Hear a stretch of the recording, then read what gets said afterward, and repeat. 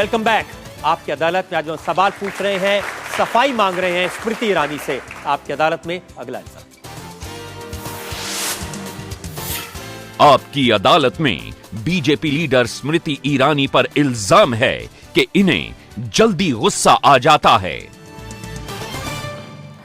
स्मृति जी, आज तो आप बहुत मुस्कुरा के प्यार से बात कर रही हैं, लेकिन मैंने सुना कि बहुत जल्दी गुस्सा आता है, एकदम शॉर्ट टेम्पर। अभी आया, किसने बोला? एक टेप है, अगर आप वो चलाएंगे तो शायद जनता को लगेगा कि मुझे वाकई में गुस्सा आता है। आपको अगर याद हो, बांदा में एक लड़की का बलात्कार वहाँ पर एक बीएसपी के एमएलए ने किया था, और मैं वहाँ उस पीड़िता से मिलने जा रही थी तो जाकर देखा गांव में जिस घर में वो लड़की है, उस घर को 14 पुलिस वालों ने घेर रखा था, जिनमें से 4 नशे की हालत में पूरे के पूरे धुत थे और दिन के उजाले में नशे में थे। और मुझे अभी भी याद है कि जब मैं उस लड़की से मिली तो उसने मुझसे सिर्फ इतना कहा कि मैं अपने घर में बंदी बन गई हूँ, आप मुझे प्लीज़ कुछ भी कीजिए, बाहर निकालिए। और उस दौरान रजत जी मुझे बहुत गुस्सा आया था। तो मेरा टेम्पर तब लोग देखते हैं जब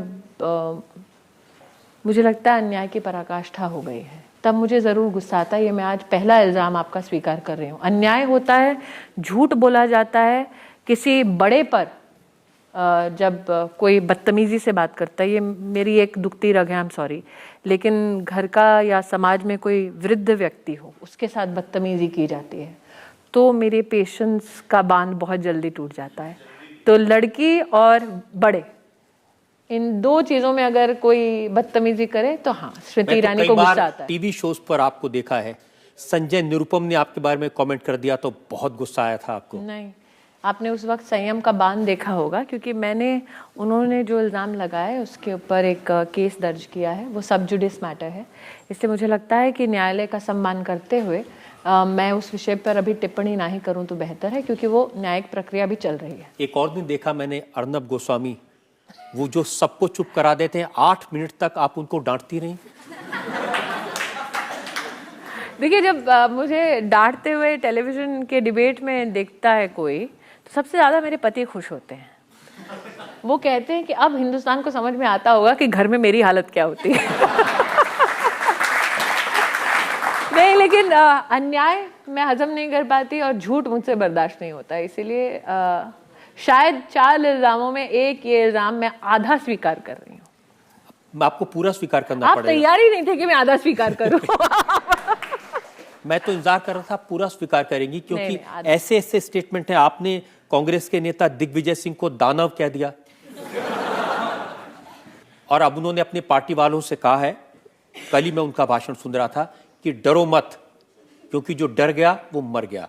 और उन्होंने कहा बीजेपी के नेताओं के खिलाफ जितना बोल सकते हो, जितना लिख सकते हो, उतना लिखो और कहो। अच्छा, उन्होंने ये नहीं कहा डर के आगे जीत है, वरना ऐसा लगता है कि उनके हाथ में कोई गोला दबा देता। कहा था उन्होंने कहा था मत भूलो, इस डर के आगे जीत है। अरे वाह, तो इसका मतलब अगर अरविंद केजरीवाल होते, वो कहते कि दिग्विजय सिंह कोला कंपनी से पैसा लेते हैं। उन्होंने कहा कि नरेंद्र मोदी की जो हवा दिखाई दे रही है, ये सिर्फ टीवी पर दिखाई दे रही है। देखिए, अगर नरेंद्र मोदी की हवा सिर्फ टीवी की हवा होती वाकई में, तो दिग्विजय सिंह जी कभी भी लोकसभा का चुनाव छोड़कर राज्यसभा के रास्ते पार्लियामेंट में नहीं आते। लेकिन अभी भी उनको अगर नरेंद्र मोदी की हवा सिर्फ टीवी की हवा होती और राहुल गांधी वाकई में इतने प्रतिभाशाली होते, तो वाकई में कांग्रेस में क्या हर्ष था जी, बोल देते नरेंद्र मोदी के सामने हम राहुल गांधी को खड़ा कर रहे हैं।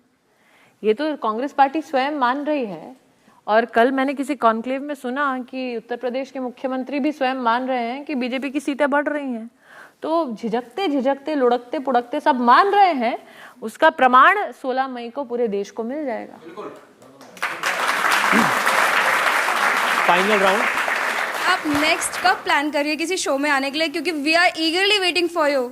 मेरा राजनीतिक तुम्हें इतना खराब लगा जवाब कि तुम मुझे वापस शो में देखना चाहती हो? एक्चुअली सीरियसली आप सीरियस में ज़्यादा अच्छे लगते हैं, एंड हमारे मदर्स आपका बहुत ईगरली वेट कर रहे हैं।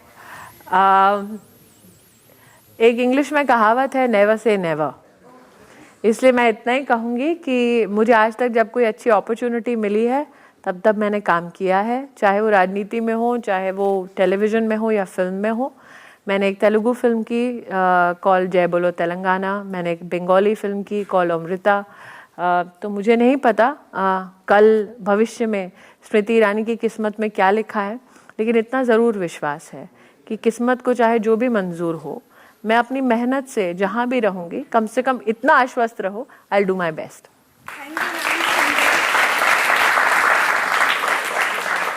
अब हमने हर तरह के इल्ज़ाम आप पर लगाए हैं, मुझे लगता है कि अब वक्त हो गया है हम आज के जज से कहें अपना फैसला सुनाने के लिए। हम एक ब्रेक के रुकेंगे और ब्रेक के बाद सुनेंगे आपकी अदालत में आज के जज, जाने माने पत्रकार HK दुआ का फैसला आज के मुकदमे।